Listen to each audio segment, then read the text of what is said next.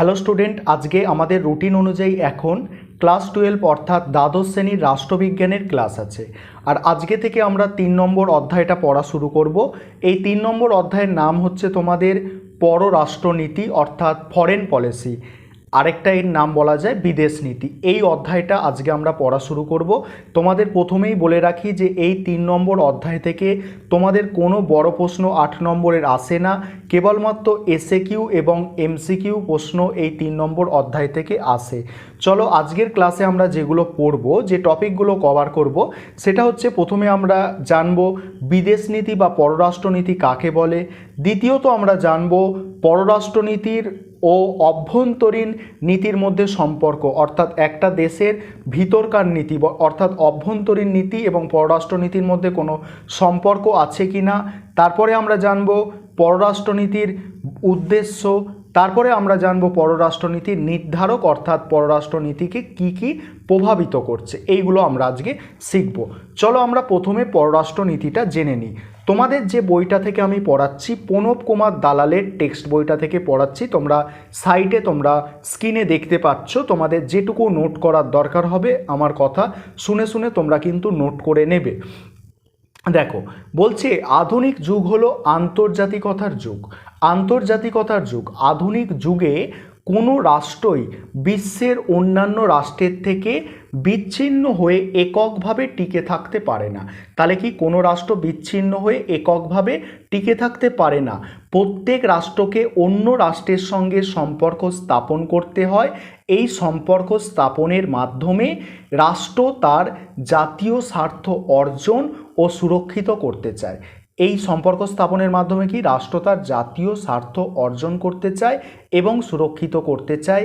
এই পারস্পরিক নির্ভরশীলতা ও আদান প্রদানের ব্যবস্থা কিভাবে কার্যকর হবে এবং কোন নীতির ভিত্তিতে একটি রাষ্ট্রের সঙ্গে অন্য রাষ্ট্রের সম্পর্ক স্থাপিত হবে, বিভিন্ন দেশে সে বিষয়ে যেসব নীতি নির্ধারণ ও সিদ্ধান্ত গ্রহণ করে থাকে। বলছে বিভিন্ন দেশ সে বিষয়ে যেসব নীতি নির্ধারণ ও সিদ্ধান্ত গ্রহণ করে থাকে তাকেই পররাষ্ট্রনীতি বলা হয়। আশা করি তোমরা বুঝতে পারলে যে একটা রাষ্ট্রের সঙ্গে আরেকটা রাষ্ট্রের যে সম্পর্ক, সেটা যে নীতির মাধ্যমে অর্থাৎ যে নীতি দিয়ে কার্যকারী হবে সেটাকেই সাধারণভাবে পররাষ্ট্রনীতি বা বিদেশ নীতি বলা হচ্ছে। কিন্তু রাষ্ট্রবিজ্ঞানে একটা যে বিষয়, এটা হচ্ছে একটা সমাজবিজ্ঞান অর্থাৎ সোশ্যাল সায়েন্সের একটা অংশ। সেক্ষেত্রে কোনো নির্দিষ্ট কংক্রিট কোনো সংজ্ঞা দেওয়া যায় না, যেমন আমরা ভৌতবিজ্ঞান বা জীবন বিজ্ঞানের ক্ষেত্রে দিয়ে থাকি।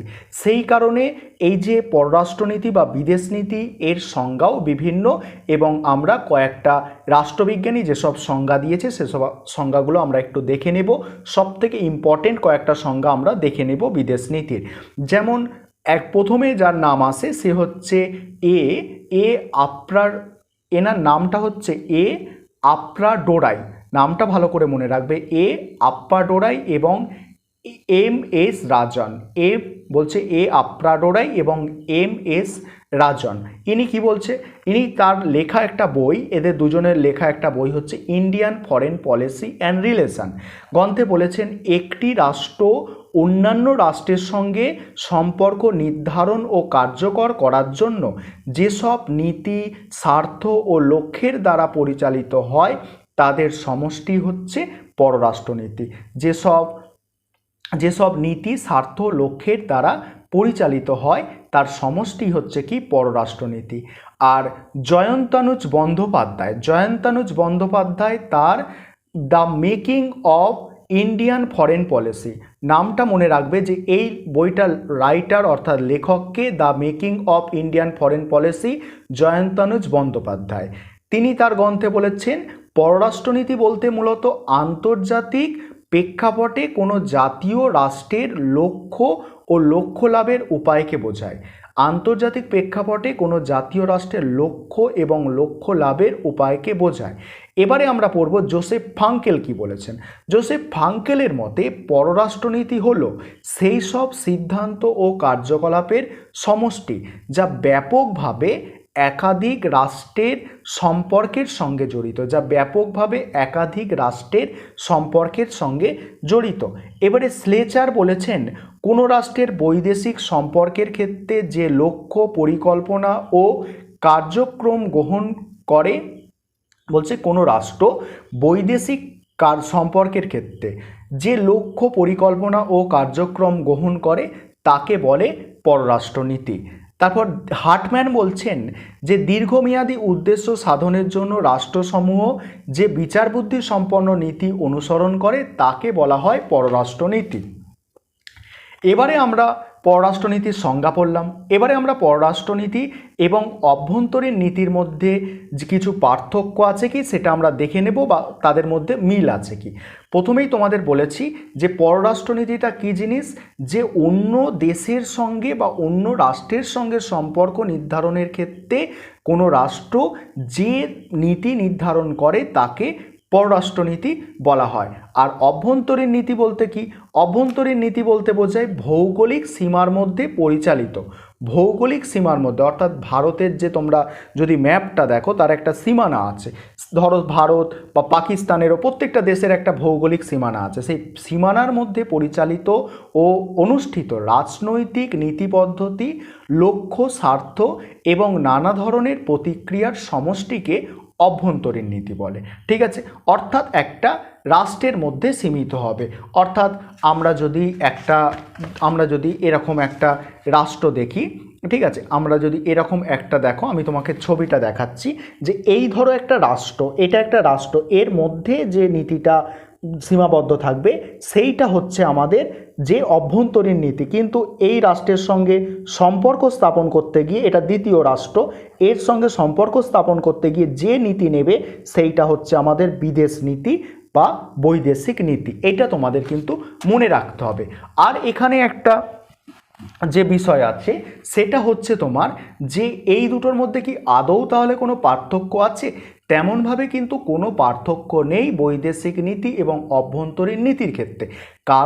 কারণটা কি, যে অভ্যন্তরীণ নীতি এবং পররাষ্ট্রনীতি বা বৈদেশিক নীতির মধ্যে কোনো তফাৎ এই কারণেই কারণ দুটো জিনিসের লক্ষ্যই এক। কারণ দুটো নীতি কি করে, দেশের অভ্যন্তরীণ উন্নতি সাধন করা, নিরাপত্তাকে সুরক্ষিত করা, জাতীয় সংহতিকে বজায় রাখা, এক কথায় জাতীয় স্বার্থ রক্ষা করাই হচ্ছে দুটো নীতির লক্ষ্য। যেমন ভারতের অভ্যন্তরীণ নীতি হচ্ছে শিল্পায়ন আর পরিকাঠামোর উন্নয়ন করা, আর এর জন্য প্রয়োজন কি, বিদেশি ঋণ প্রয়োজন, সাহায্যের প্রয়োজন, সেটাই হচ্ছে পররাষ্ট্রনীতি। সেই কারণে দুটো লক্ষ্যের মধ্যে কিন্তু কোনো তফাৎ তেমনভাবে নেই, বা দুটো জিনিসের মধ্যে কোনো তফাৎ নেই অভ্যন্তরীণ নীতি আর বৈদেশিক নীতির মধ্যে। এবারে আমরা জানবো পররাষ্ট্রনীতির উদ্দেশ্য, অর্থাৎ কি উদ্দেশ্যে এই পররাষ্ট্রনীতি হয়ে থাকে। তোমাদের এখান থেকে পরীক্ষায় দুটো উদ্দেশ্য সাধারণত আসে, আমি তিনটে উদ্দেশ্য আলোচনা করছি। বলছে 1 নম্বর উদ্দেশ্য, যে কোনো দেশের বিদেশ নীতির মুখ্য উদ্দেশ্য হলো জাতীয় স্বার্থের সংরক্ষণ করা এবং সম্প্রসারণ করা। বুঝলে তাহলে যে 1 নম্বর উদ্দেশ্য কি, জাতীয় স্বার্থের সংরক্ষণ এবং সম্প্রসারণ করা। আর 2 নম্বর এবারে উদ্দেশ্য কি, ভৌগোলিক অখণ্ডতা রক্ষা করা এবং জাতীয় ঐক্য বজায় রাখা যে কোনো দেশের বিদেশ নীতির অন্যতম প্রধান লক্ষ্য। 3 নম্বর লক্ষ্য হচ্ছে কোনো দেশের বিদেশ নীতির অন্যতম লক্ষ্য হলো অর্থনৈতিক ক্ষমতার সম্প্রসারণ ঘটানো। প্রত্যেক রাষ্ট্রই এমনভাবে বিদেশ নীতি প্রণয়ন করে যাতে তার অর্থনৈতিক সমৃদ্ধি সুনিশ্চিত হয় এবং আন্তর্জাতিক রাজনীতিতে কার্যকর ভূমিকা পালন করতে সক্ষম হয়। এখানে একটা জিনিস বলার আছে যে আমরা 3টে উদ্দেশ্য পররাষ্ট্রনীতির পড়লাম। এখানে অধ্যাপক হলস্টি তার ইন্টারন্যাশনাল পলিটিক্স গ্রন্থে এই যে পররাষ্ট্রনীতি আছে সেইটাকে আবার 3টে ভাগে ভাগ করেছে। 1 নম্বর হচ্ছে মুখ্য স্বার্থ, 2 নম্বর হচ্ছে মধ্যবর্তী পাল্লার লক্ষ্য, আর 3 নম্বর হচ্ছে দূর পাল্লার লক্ষ্য। যেটা মুখ্য স্বার্থ তার মধ্যে পড়ে তোমার যে রাষ্ট্রের আত্মরক্ষা ও নিরাপত্তা। ঠিক আছে, আত্মরক্ষা ও নিরাপত্তা। আর এই লক্ষ্যের জন্য রাষ্ট্র এবং জনগণ চরম ত্যাগ স্বীকার করতে বাধ্য থাকে। এই রাষ্ট্রের জন্য বলছে এই লক্ষ্যের জন্য জনগণ চরম ত্যাগ স্বীকার করতে প্রস্তুত থাকে। তার মধ্যে পড়ে কি, মুখ্য স্বার্থের মধ্যে রাষ্ট্রের আত্মরক্ষা আর নিরাপত্তা। 2 নম্বর হচ্ছে মধ্য পাল্লার লক্ষ্য। এই মধ্য পাল্লার লক্ষ্যকে আবার হলস্টি তিনটে ভাগে ভাগ করেছে। প্রথম হচ্ছে 1 নম্বর হচ্ছে সামাজিক কল্যাণ ও অর্থনৈতিক কল্যাণ। 2 নম্বর তোমার হচ্ছে 1 নম্বর কি বললাম, 1 নম্বর বললাম সামাজিক কল্যাণ অর্থনৈতিক কল্যাণ। 2 নম্বর হচ্ছে সামরিক শক্তি বৃদ্ধি করা ও অর্থনৈতিক উন্নয়ন ঘটিয়ে দেশের মর্যাদা বৃদ্ধি করা। এবং 3 নম্বর হচ্ছে উপনিবেশবাদ বা সাম্রাজ্যবাদ প্রসার করা। এটা হচ্ছে মধ্যবর্তী পাল্লা। আর দূরপাল্লার মধ্যে কি পড়ে? দূরপাল্লার মধ্যে পড়ে যে সেই সব পরিকল্পনা, স্বপ্ন ও আকাঙ্ক্ষা যা আন্তর্জাতিক ব্যবস্থাকে পুনর্গঠন করতে চায়। যেমন নবগঠিত সোভিয়েত রাশিয়ার প্রধান রূপকার লেনিনের স্বপ্ন ছিল যে সমগ্র বিশ্বে কি সাম্যবাদী সমাজ ব্যবস্থা প্রতিষ্ঠা করা। আশা করি তোমরা এইটুকুনি বুঝলে। এবারে আমরা পড়ব পররাষ্ট্রনীতির নির্ধারক, অর্থাৎ কোন জিনিসগুলো দিয়ে পররাষ্ট্রনীতি নির্ধারিত মানে প্রভাবিত হয়। প্রধানত নির্ধারকগুলোকে দুভাগে ভাগ করে আলোচনা করা হয়। এক হচ্ছে অভ্যন্তরীণ নির্ধারক, 2 হচ্ছে তোমার বাহ্যিক নির্ধারক। এবার অভ্যন্তরীণ নির্ধারকের মধ্যে আমরা কয়েকটা পড়ব যে পররাষ্ট্রনীতির অভ্যন্তরীণ নির্ধারক কি কি। 1 নম্বর পররাষ্ট্রনীতির অভ্যন্তরীণ নির্ধারক হচ্ছে ভৌগোলিক অবস্থা। একটি দেশের ভৌগোলিক অবস্থা, আয়তন, জলবায়ু ইত্যাদি তার পররাষ্ট্রনীতিকে প্রবলভাবে প্রভাবিত করে। ভৌগোলিক বিচ্ছিন্নতা মার্কিন যুক্তরাষ্ট্রকে বিচ্ছিন্নতাবাদী পররাষ্ট্রনীতি অনুসরণ করতে সাহায্য করেছে। 2 নম্বর হচ্ছে জনসংখ্যা। পররাষ্ট্রনীতি প্রণয়নে জনসংখ্যা একটি গুরুত্বপূর্ণ নির্ধারক রূপে কাজ করে। একটি জনবহুল রাষ্ট্র যুদ্ধে অনেক ক্ষয়ক্ষতি সহ্য করেও যেভাবে নিজের অস্তিত্ব রক্ষার লড়াই চালিয়ে যেতে পারে, স্বল্প জনসংখ্যা বিশিষ্ট রাষ্ট্র তা পারে না। 3 নম্বর পয়েন্ট হচ্ছে ইতিহাস। পররাষ্ট্রনীতির নির্ধারক হিসাবে ইতিহাসের ভূমিকাও কম নয়। ভার্সাই চুক্তির মাধ্যমে জার্মানির ওপর প্রচণ্ড অবিচার করা হয়েছিল। সেই অবিচার ইতিহাসকে মুছে ফেলার জন্যই প্রথম বিশ্বযুদ্ধের পর জার্মানি আক্রমণাত্মক পররাষ্ট্রনীতি গ্রহণ করেছিল।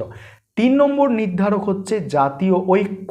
ইতিহাসের মতোই জাতীয় ঐক্যও কোনো রাষ্ট্রের পররাষ্ট্রনীতি নির্ধারণে গুরুত্বপূর্ণ ভূমিকা পালন করে। ভারতের ঐতিহ্য হল শান্তি ও সহনশীলতা। পরের নির্ধারক হচ্ছে রাজনৈতিক নেতৃত্ব। পররাষ্ট্রনীতি প্রণয়নে সবচেয়ে উল্লেখযোগ্য ভূমিকা পালন করে ক্ষমতাশীল রাজনৈতিক নেতৃবৃন্দ। মার্কিন যুক্তরাষ্ট্রের পররাষ্ট্রনীতি নির্ধারণ ও রূপায়ণে প্রধান দায়িত্বে থাকেন রাষ্ট্রপতি আর ভারতের ক্ষেত্রে কে থাকেন? প্রধানমন্ত্রী। তাহলে কি মার্কিন যুক্তরাষ্ট্রের মতো দেশে যেখানে রাষ্ট্রপতি শাসন সেখানে রাষ্ট্রপতি এর দায়িত্বে থাকে, ভারতের মতো দেশে প্রধানমন্ত্রী থাকে। এবারে আমরা পড়ব বাহ্যিক নির্ধারক। বাহ্যিক নির্ধারকের মধ্যে সবথেকে ইম্পর্টেন্ট হচ্ছে 1 নম্বর পয়েন্ট বিশ্ব রাজনৈতিক পরিস্থিতি। প্রতিটি রাষ্ট্রই তার বিদেশ নীতি স্থির করে সমসাময়িক বিশ্বের রাজনৈতিক পরিস্থিতির কথা বিবেচনা করে। যেমন বলছে বিশ্ব পরিস্থিতি পরিবর্তনের সাথে সাথে বিভিন্ন দেশের বৈদেশিক নীতিকেও পরিবর্তন করা হয়। যেমন বিশ্ব রাজনীতিতে যখন দ্বিমেরু ব্যবস্থা চালু ছিল তখন ভারত যে বিদেশ নীতি অনুসরণ করত, বর্তমানে একমেরু ব্যবস্থায় তাকে অনেকখানি পরিবর্তন করে নিতে হয়েছে। তারপরে 2 নম্বর যে পয়েন্ট অর্থাৎ বাহ্যিক মাধ্যমে সেটা হচ্ছে তোমার বিশ্ব জনমত। ঠিক আছে, এখানে কি বলবে? পররাষ্ট্রনীতি নির্ধারণে বিশ্ব জনমতের চাপকে অস্বীকার করা যাবে না। মার্কিন যুক্তরাষ্ট্র ও রাশিয়া যে অমানবিক নিরস্ত্রীকরণ চুক্তি সম্পাদন করেছে তা বিশ্ব জনমতের চাপে পড়েই। আশা করি তোমরা আজকের ক্লাসটা বুঝতে পারলে। যদি তোমরা যারা অনলাইন কোচিং ক্লাস করছো আমার কাছে, যদি কোনো সমস্যা থাকে বা কোথাও বুঝতে অসুবিধে থাকে তাহলে তোমরা অবশ্যই জানাবে সেক্ষেত্রে, এবং আমরা পরের ক্লাসে ভারতের বিদেশ নীতির প্রধান বৈশিষ্ট্যগুলো থেকে পড়াশোনা শুরু করব।